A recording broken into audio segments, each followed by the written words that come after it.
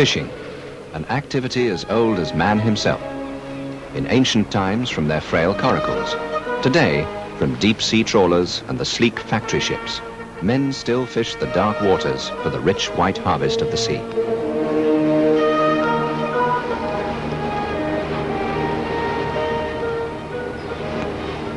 In British coastal waters, these fishing boats are typical of today's smaller fleet. Smaller because the fish are scarcer now and further offshore, taking the boats into deeper and more dangerous waters. These are the smaller trawlers, 18 to 24 meters, sturdy and well equipped, often owned and operated by skippers and crews in partnerships, linking families with generations of seafaring experience.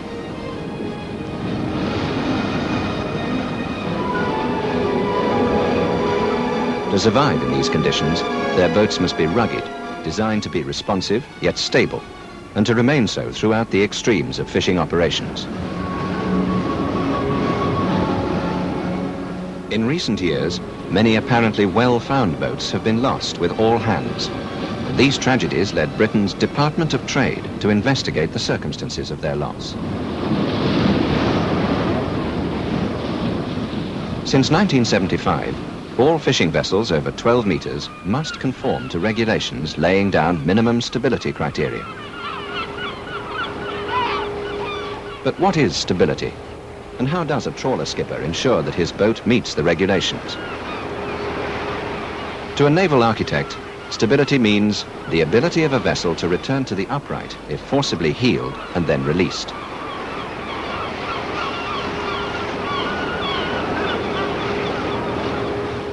To a skipper out in the fishing grounds, it may be the feel of his boat as he judges the response to forces imposed by waves, weather, and the handling of the catch. Well, it's just quick buck. That's what we always maintain. And it's roll? We would prefer that because it's just slow in a roll, you get more water on the deck. Yes. Stability is simply a ship's resistance to capsize. And although this is built in by the designer, in practice it's affected by constantly varying factors, many of which are under a skipper's direct control. She'll throw over and you'll lose it.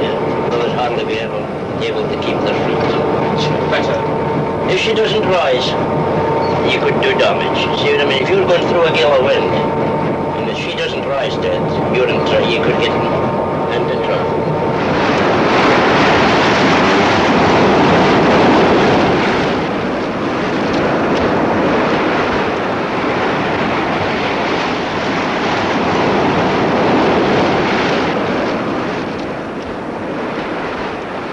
Factors governing a vessel's stability are quite straightforward and have been known for centuries. Firstly, center of gravity. In an upright or inclined position, the weight or mass of a vessel acts vertically downwards through the center of gravity. This is the point at which the whole weight of the ship acts, and its position depends entirely upon the distribution of weight in the vessel. The center of buoyancy is the point where the buoyancy force acts vertically upwards. The center of gravity of the buoyancy provided by the underwater hull form. Its position depends upon the shape of the underwater hull. Stable equilibrium describes the tendency of a boat to return to its original position when inclined at a small angle away from its position of rest.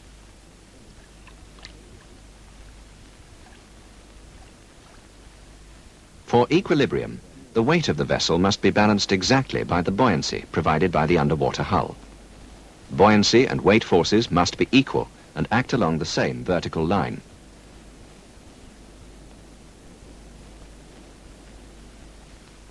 This is fine for an upright ship, but when a vessel heels, a righting moment comes into play, and the center of buoyancy moves outward due to a change in shape of the underwater hull. The center of gravity will not normally change. The two equal forces of weight and buoyancy, acting vertically and in opposite directions, are now displaced horizontally by a distance gz. A righting moment, weight times gz, is thus formed, which tends to rotate the vessel back to its upright position.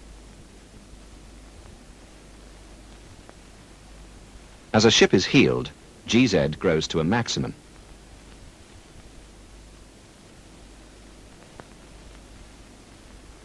It then falls to 0 and becomes negative.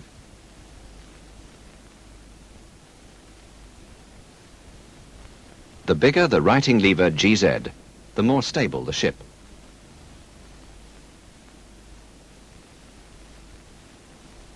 The metacenter is a convenient concept for deciding how quickly GZ grows with heel.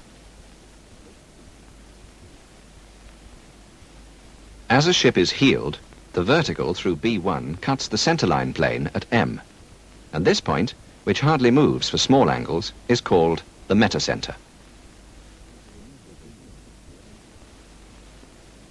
Metacentric height is the distance between the center of gravity and the metacenter, a fixed and easily measurable quantity for any condition of loading.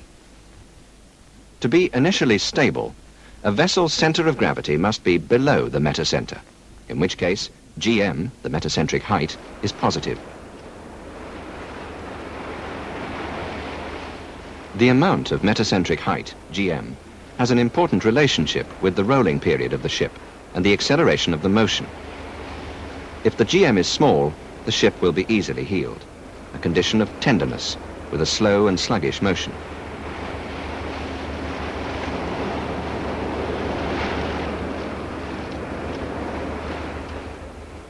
The opposite to this is a stiff ship, due to too much GM. This gives a rapid motion. It is not only uncomfortable for the crew, but could result in structural damage to the ship.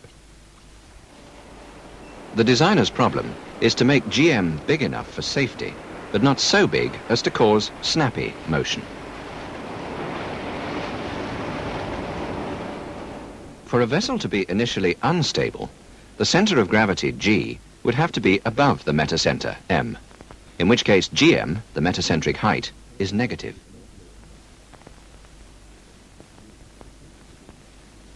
The ship will then refuse to float upright, but will loll to some angle to port or starboard. The first sign is a tendency for the vessel to flop from one side to the other. A lull cannot be corrected by moving weights across the deck. To attempt this could be dangerous. It is very important to distinguish between lull and list. List is a steady heel caused by off-center loads, uneven weight distribution, hull damage, slack water below decks, or any combination of these. List can be corrected by the sideways movements of weights.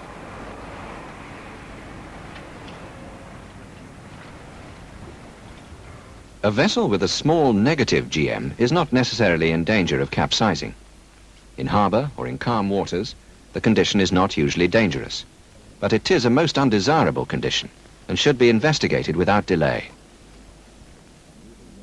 A lull must never be mistaken for a list.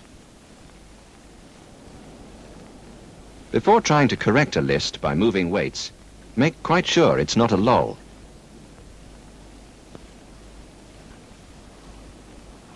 The rare case of neutral equilibrium can only exist where the center of gravity G and the metacenter M are coincident. Such a vessel, when inclined to some angle, will stay in its new position.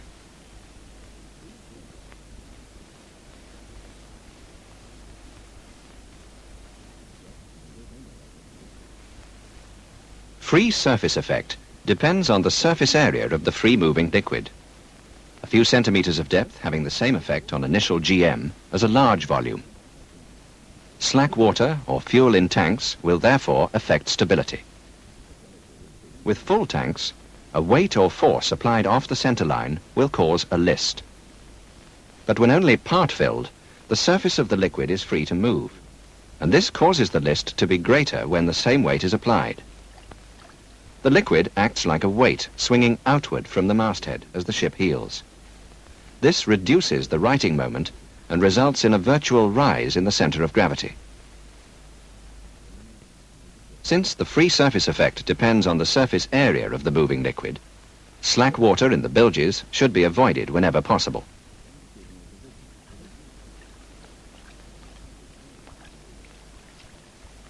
Fuel and ballast tanks should be subdivided with longitudinal divisions to reduce the areas of free surface movement.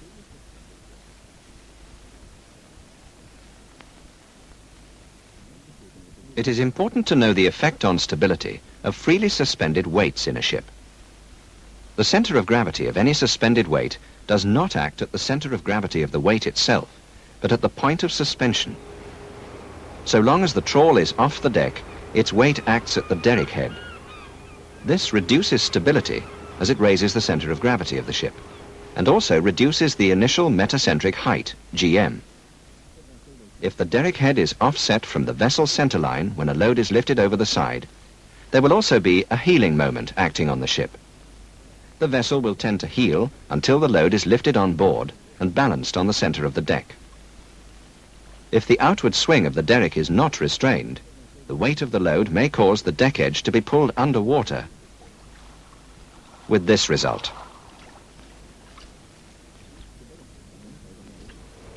Unless a fish hold is completely full, there will remain void spaces into which fish are likely to move, and so reduce stability by imposing a list on the vessel. This may be worse when fish is loaded in bulk, especially if it behaves as a semi-liquid. This adverse effect can be minimized by the use of fish hold divisions. The center of gravity of a vessel is altered by shifting loads within the hull. The fish catch moving as a semi-liquid causes the center of gravity to shift outward by a considerable amount, and this can severely reduce stability. The heeling moment without divisions is dependent upon the cube of the hold breadth. But if the fish hold is divided into 3 equal divisions, then the heeling moment is 9 times smaller. Fish hold divisions should always be used to improve stability, and therefore safety.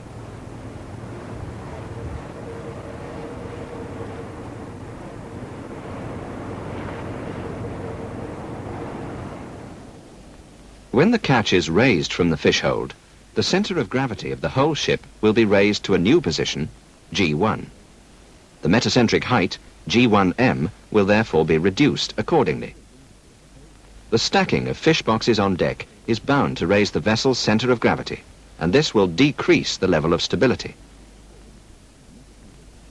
By the same reasoning, if a weight on the deck is lowered into the hold, the center of gravity of the whole ship will be lowered to a new position, and the metacentric height increased accordingly. When weights are taken on board a vessel, several changes take place. There is an increase in displacement and draft, with a change of trim fore and aft unless loads are placed near midships. Weights loaded off the center line will cause a list until balanced. Unless seawater ballast tanks are filled quickly, an adverse free surface effect may cause heel. There is a lowering of the center of gravity, a change in the position of the center of buoyancy, B, and the metacenter, M. Stability is usually increased. In general, a heeled vessel will also trim to maintain its fore and aft equilibrium, and this will affect the righting arm at larger angles of heel. At these larger angles, it's necessary to make full computer calculations, which require knowledge of the hull shape to determine the righting levers GZ, which are a measure of stability. If a ship is heeled progressively, the righting levers can be calculated at each angle, and the values plotted as a curve on the base of heel angle. This is known as a statical stability curve. Of interest is the value of the maximum righting lever GZ, and the heel angle at which it occurs. But for a full appreciation of stability, the likely upsetting moments must be taken into account. This is the key principle of stability, which must be understood by all skippers and second hands. The angle of heel at which water enters the hull through openings in the deckhouse is usually marked on this curve. The angle at which the righting lever becomes 0 is known as the angle of vanishing stability. The range of stability is the range of angles with righting levers that would return the vessel to the upright. In calm water conditions, the vessel would capsize if heeled beyond the vanishing angle and released. A vessel with an angle of vanishing stability of, say, 80 degrees will capsize in still water if forcibly heeled beyond 80 degrees and released. A ship with a large superstructure which remains completely watertight may retain a positive righting lever up to 90 degrees of heel, and such a vessel can recover after being forced over onto her beam ends.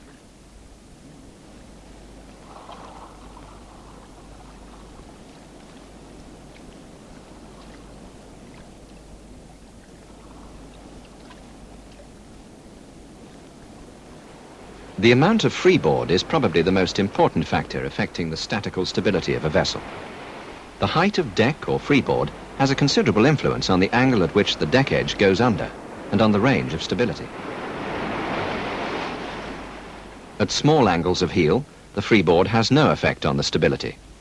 But the higher the freeboard, the larger the angle at which the deck edge goes under. In addition, the values of righting levers will be increased at the higher heel angles. The maximum righting lever will of course be larger and will also occur at a higher angle of heel.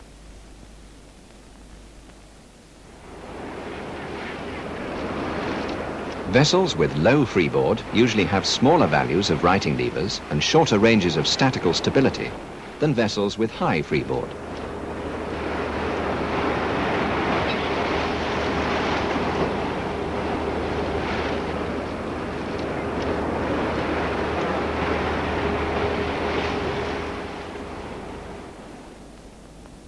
Lowering the center of gravity increases GM, the metacentric height, and improves stability at both large and small angles of heel.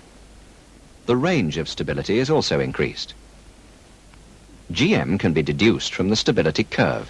It is proportional to the steepness of the left-hand part of the curve. The bigger the GM, the steeper the rise. As freeboard and height of center of gravity work in combination, the addition of bottom weight will lower the center of gravity. But the loss of freeboard due to this will reduce the value of the righting levers, and in some cases, the net result hardly justifies the adding of ballast. On the other hand, if unnecessary top weight can be reduced or removed, the effect of lowering the center of gravity and increasing freeboard act together to give improved stability.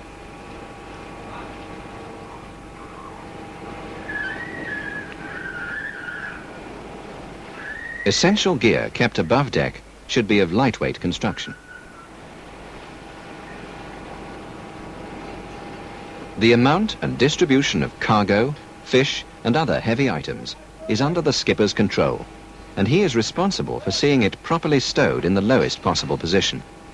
This ensures maximum stability and therefore safety. The additional weight of ice on the rigging and upperworks of a trawler will reduce the vessel's stability. The quantity of standing rigging has a major influence on both the amount of accretion and the height of its center of gravity. A head-to-wind situation produces the greatest ice formation, and about 1/3 of its weight will be on masts and upperworks. Stability is very seriously affected. The center of gravity is raised, the metacentric height, GM, and the righting lever, GZ, are reduced. And because of the additional weight, so is the freeboard. In consequence, the whole range of stability is reduced. Although the build-up of ice can be minimized by physical removal, reducing speed, or changing direction, the best action is to avoid or clear the area as soon as possible. Vessels designed for icing conditions should have allowance made for this effect in the stability calculations. But even so, at sea, the same procedures should be followed. The United Kingdom's fishing vessel rules require boats of 12 meters and over to comply with special stability criteria. Certain minimum features of the statical stability curve and minimum values of metacentric height are required for all operating conditions, after correcting for free surface effects of liquids in tanks. The features are: the areas under the curve of righting levers must not be less than a specified value, up to an angle of 30 degrees heel. A greater value up to 40 degrees of heel, or lesser angles at which hull or superstructure openings are immersed. The area between 30 and 40 degrees heel angle. The righting lever, GZ, must be a certain value at a heel angle of at least 30 degrees. The maximum righting lever, GZ, must occur at a heel angle of at least 25 degrees.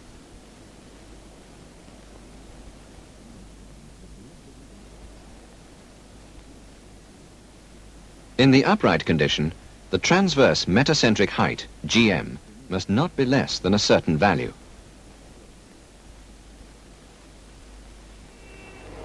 Details of hull shape must be known to calculate whether a vessel complies with these criteria.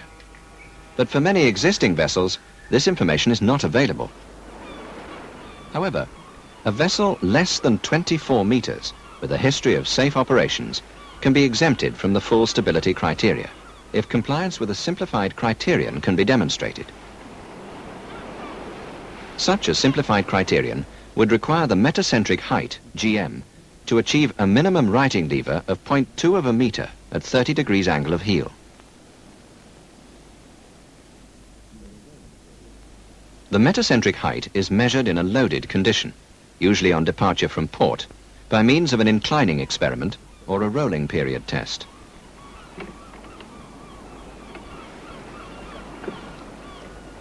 This test is a reasonably quick and simple method for estimating the metacentric height, one measure of a ship's stability. The time for one complete roll cycle of the vessel in calm water is recorded by stopwatch for not less than about 3 cycles, and the test repeated several times. From the period of one complete roll cycle, say 5 seconds, the metacentric height can be calculated from a simple formula involving the vessel's breadth and roll period. Although in this particular test the vessel is being rolled to establish the metacentric height, there is a similar but more complex relationship between GM and roll behavior when at sea. It must be remembered that the roll test measures stability, not seakeeping performance. Meeting stability criteria does not guarantee a safe voyage, nor absolve a skipper from his responsibility for good seamanship. It is always good practice at sea to keep your freeing ports clear at all times. Water trapped on deck can seriously affect stability. A freeing port, I would say, is essential. They should always be kept clear at all times and never locked closed.